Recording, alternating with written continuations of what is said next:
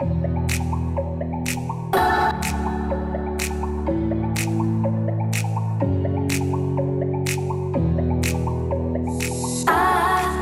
je suis contente de vous retrouver aujourd'hui sur ma chaîne YouTube pour vous parler d'équipement triathlon. Je ne vais pas rentrer dans les détails de chaque équipement, donc c'est-à-dire sa trifonction, son vélo, son casque, sa combinaison de natation. Sachez que je le fais en détail sur ma plateforme Le Dumidou Atelier, dont je vous remets le lien par ici, dans lequel je vous donne vraiment des conseils très avancés pour vous permettre de bien choisir votre équipement. Dans cette vidéo, je vais plutôt aborder, on va dire, l'équipement de base dont vous avez besoin pour le triathlon et l'équipement que j'avais justement quand moi j'ai débuté le triathlon.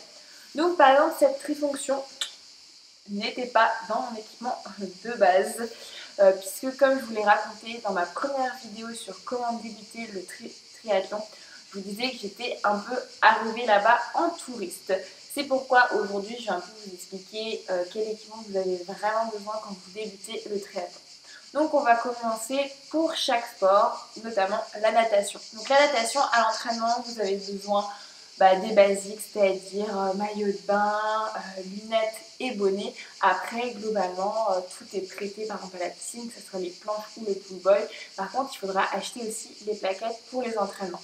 Mais quand vous reprenez la natation, vous avez globalement besoin de ces trois basiques, donc maillot de bain, bonnet, lunettes et du pool boy. Après, globalement, sur la natation, pour l'entraînement, vous n'avez besoin de rien d'autre.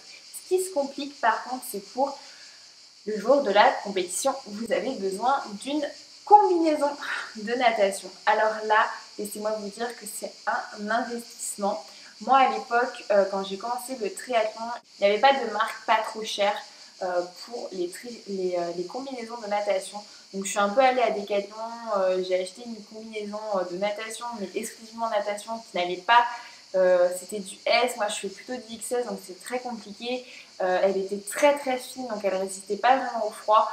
Moi, si j'ai un conseil à vous donner quand vous débutez, investissez plutôt dans une trifonction, donc c'est ce que je porte, que dans la combinaison de natation. Sachez que vous pouvez en fait louer des combinaisons de natation. Vous pouvez même les louer sur plusieurs jours. Donc comme ça, moi je vous conseille de la louer une semaine avant votre premier triathlon pour essayer de vous familiariser avec, de bien choisir votre taille et d'aller nager au moins une fois avec avant le jour J. Et ensuite d'aller nager avec le jour J. Ça vous évite de tout de suite investir dans une combinaison de natation. Surtout qu'honnêtement, une combinaison de natation, bon, quand vous investissez, ça vous dure vraiment sur plusieurs années. Moi, ma première combinaison de natation, vous avez pu voir par exemple pour mon Ironman, dont je vous remets des petites images ici et la vidéo par ici, c'était ma première combinaison de natation. Donc j'ai gardé depuis mes débuts en 2015 jusque l'année dernière en 2018, donc c'est 3-4 ans quasiment. Donc franchement, voilà, si vous achetez une combinaison de natation, prenez une vraie marque de triathlon, donc c'est-à-dire 0D, Orca, il y en a plein, hein, mais prenez vraiment une vraie marque de triathlon et pas une marque de natation, parce que les combinaisons de triathlon sont plus adaptées au triathlon forcément que des combinaisons à proprement parler de natation, puisque la natation en eau libre existe aussi, et il y a aussi des combinaisons, mais c'est encore un autre sujet. Les préférés, par exemple, les sols. Une fois que vous connaissez votre taille, allez en fin de saison. Donc, une fois que les marques de triathlon se renouvellent, vous pouvez tout à fait trouver des combinaisons de natation à moins 50, moins 75%. Donc, allez-y au moment des sols. Autrement, quand vous débutez, louer, ça suffit largement. On va passer maintenant au cyclisme. Donc là, je ne vais pas rentrer non plus trop dans les détails. J'avais réalisé une vidéo il y a quelques temps sur quel est l'équipement dont vous avez besoin lorsque vous débutez le cyclisme. Je vous remets le lien de la vidéo par ici. Et je mettrai bien sûr tous les liens des équipements et des suggestions dans la barre d'infos. D'ailleurs, sur le blog, je vous ai justement fait une petite sélection soldée pour bien vous équiper quand vous débutez le triathlon.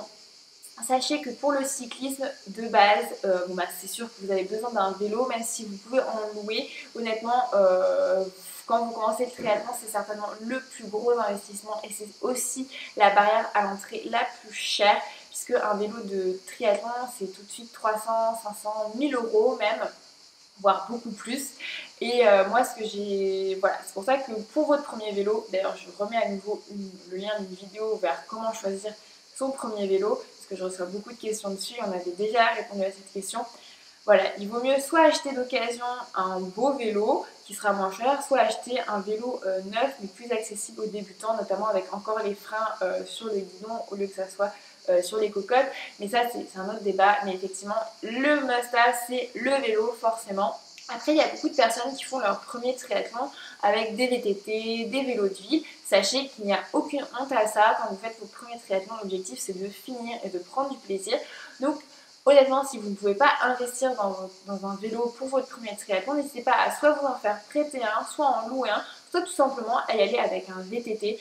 Honnêtement, sur les formats XS où vous n'avez que 10 ou 15 km de vélo, ça suffit amplement. Et une fois que si le sport vous plaît, c'est là où il faudra investir. Autre chose, là je parle de la compétition du vélo, donc vous avez besoin sur la compétition, vous avez aussi besoin de tout ce qui est casque pour vous protéger, lunettes. Alors souvent vous me dites, mon Dieu, mais Anne, t'as des lunettes très moches en vélo, tes lunettes sont cheloues, tes lunettes sont grosses. Alors en fait moi j'ai des lunettes spécifiques pour le sport et c'est quelque chose que je vous recommande vraiment, d'avoir des vraies lunettes adaptées au sport, faites par des marques de sport, que ça soit Oakley, École, enfin il y en a vraiment plein sur le marché. Ces lunettes, d'une part, elles vous permettent de mieux voir le relief, elles s'adaptent aussi à la luminosité, que ce soit si vous passez en forêt puis tout d'un coup vous repartez sur une plaine, donc ça c'est par exemple pour le trail, mais surtout si vous avez des chutes, le verre ne se brise pas contrairement à des lunettes que vous pouvez acheter, je sais pas, en mode, chez H&M ou ailleurs. C'est vraiment des lunettes qui ne vont pas se briser, qui vont peut-être se rayer légèrement, mais quand vous allez tomber, vous n'allez pas avoir du verre qui va rentrer dans les yeux. Et c'est pour ça que je vous recommande vraiment, si vous commencez à faire du vélo, à investir dans un bon casque. Vous pouvez trouver des casques vraiment pas trop chers, forcément en ligne, peut-être pour le vélo. Ça, par contre, je vous conseille vraiment de faire attention. Et il y a des casques plus VTT avec des visières et des casques vélo de route qui sont beaucoup plus aérodynamiques. Donc, préférez les casques vélo de route. Ça, par contre, c'est un must-have. Après, le must-have sur l'entraînement vélo, forcément, c'est le fameux cycliste pour pas avoir mal aux fesses. Et ça, pareil, je vous remettrai ma vidéo comment faire du vélo sans avoir mal aux fesses par ici, parce que je pense que quand on débute le vélo, honnêtement vous pouvez tout à fait vous passer du fameux jersey, donc ça c'est le top avec les petites poches sur les côtés. Vous pouvez tout à fait vous en passer, ça il n'y a pas de problème.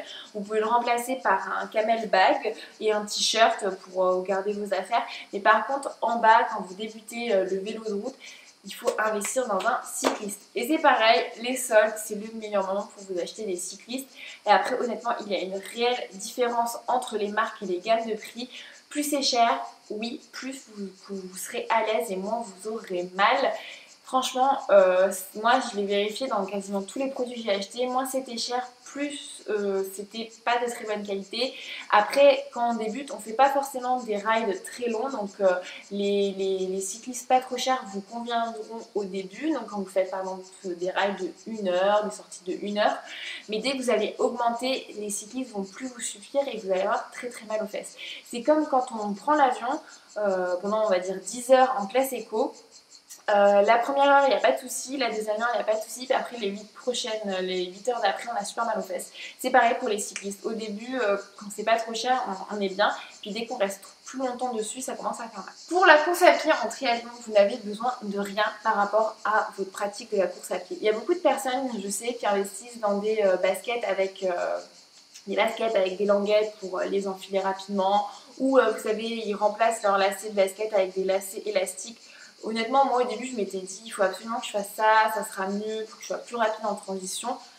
Ça dépend vraiment de vos objectifs, mais moi personnellement je suis pas à, on va dire 30 secondes près, je préfère fermer mes lacets et partir. Après il y a aussi des personnes qui ne mettent pas de chaussettes dans leur basket. C'est pareil, honnêtement quand on débute, ce ne sont pas des questions qu'on va forcément se poser. Ça c'est des questions plus sur les niveaux d'après pour gagner du temps, pour être plus performant. Mais là, quand on débute, gardez vos affaires basiques de running, il n'y a pas de souci. Là par contre, pour finir, j'ai envie d'aborder le côté plus compétition, notamment la trifonction. C'est d'ailleurs pour ça que j'ai voulu faire cette vidéo en trifonction. C'est tout simplement parce que, en outre de la combinaison de natation, le basique auquel on ne pense pas, c'est cette trifonction. Donc moi, si j'ai quelque chose vraiment à vous conseiller dans lequel investir avant tout, c'est une trifonction parce que vous allez pouvoir nager avec, donc vous n'êtes pas obligé d'avoir une combinaison de natation, notamment si vous faites des triathlons en plein été. Souvent l'eau est très chaude, donc vous n'êtes pas obligé d'avoir une combinaison de natation pour effectuer la partie natation de votre triathlon. Mais par contre, sur le vélo et sur la course à pied, ça sera votre tenue. Ça vous permettra d'éviter de vous changer entre les sports et c'est vraiment super pratique parce qu'elle vous accompagnera sur le vélo. Il y a souvent un renfort au niveau du fessier, donc pour vous protéger voilà, si vous avez mal aux fesses. Et sur la course à pied, ça vous évitera en fait tous les frottements, vous serez vraiment à l'aise. Et bon là je ne porte pas de brassière, mais en fonction de votre poitrine, vous pouvez tout à fait glisser une brassière en dessous. Pour les hommes, pas de brassière, je m'en doute. Mais faites attention, vous pouvez aussi souffrir un peu de frottement au niveau des tétons, donc faites attention les mecs. La trifonction, honnêtement, c'est le basique. Et ça, pareil, privilégiez des marques de triathlon reconnues parce qu'elles vous apporteront vraiment, elles vous éviteront des frottements parfois très désagréables. Elles sont dans des matières assez spécifiques qui vous permettent d'être sèche très vite après la natation, d'avoir une évacuation de la transpi optimale, mais tout en étant protégé des intempéries. Donc honnêtement, voilà, investissez. N'oubliez pas que sur le blog, j'ai prévu de faire une sélection de tous ces produits pour un peu vous orienter, puisque là, je sais que j'énumère beaucoup de choses pour votre équipement, mais sachez que c'est vraiment important. Le triathlon, c'est un sport magnifique, mais c'est aussi un sport avec énormément de matériel. Et c'est peut-être un peu ça qui est embêtant avec ce sport, c'est cette barrière à l'entrée, ce prix, le fait que ça coûte cher de faire du triathlon, voilà, parce qu'il faut tout cet équipement-là, mais comme l'équitation, ça coûte cher parce qu'il faut aussi tout cet équipement-là. Comme beaucoup de sports avec équipement, ça coûte cher et c'est malheureux, mais honnêtement, avec ces petites astuces quand vous débutez, vous allez pouvoir vous éviter certains investissements et repousser petit à petit. Et plus vous allez vous passionner pour ce sport, plus vous allez pouvoir investir. Moi, par exemple, quand j'ai commencé le triathlon, mon vélo, mon premier vélo que j'ai acheté, il était en aluminium. Donc il était très lourd, j'avais pas des roues qui allaient très vite et des années plus tard j'ai un vélo en carbone avec des roues carbone. Je vais plus vite, c'est plus facile, mais quand j'ai débuté je n'avais pas besoin d'un tel vélo et de toute manière je n'aurais pas su l'emmener faire des temps de folie, alors que maintenant avec l'expérience j'ai investi plus, mon matériel a changé, mon matériel a évolué en fonction de la passion et du temps que je mets dans ce sport. Et c'est ça qu'il faut vous dire, c'est que c'est normal de débuter, c'est normal de ne pas avoir le bon équipement ou l'équipement dernier cri. C'est vrai que le triathlon, on est assez un peu matu-vu sur cet équipement-là.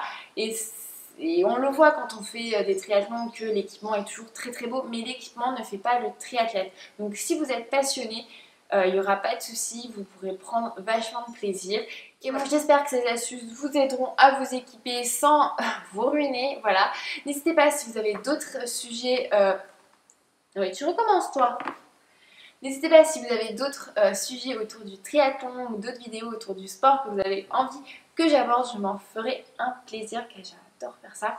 N'hésitez pas d'ailleurs à vous abonner à ma chaîne YouTube, à laisser un petit like si vous avez aimé cette vidéo. Je vous donne rendez-vous aussi sur mon Instagram si vous n'êtes pas encore abonné, filez vous abonner. Et je vous dis à très vite, bye bye.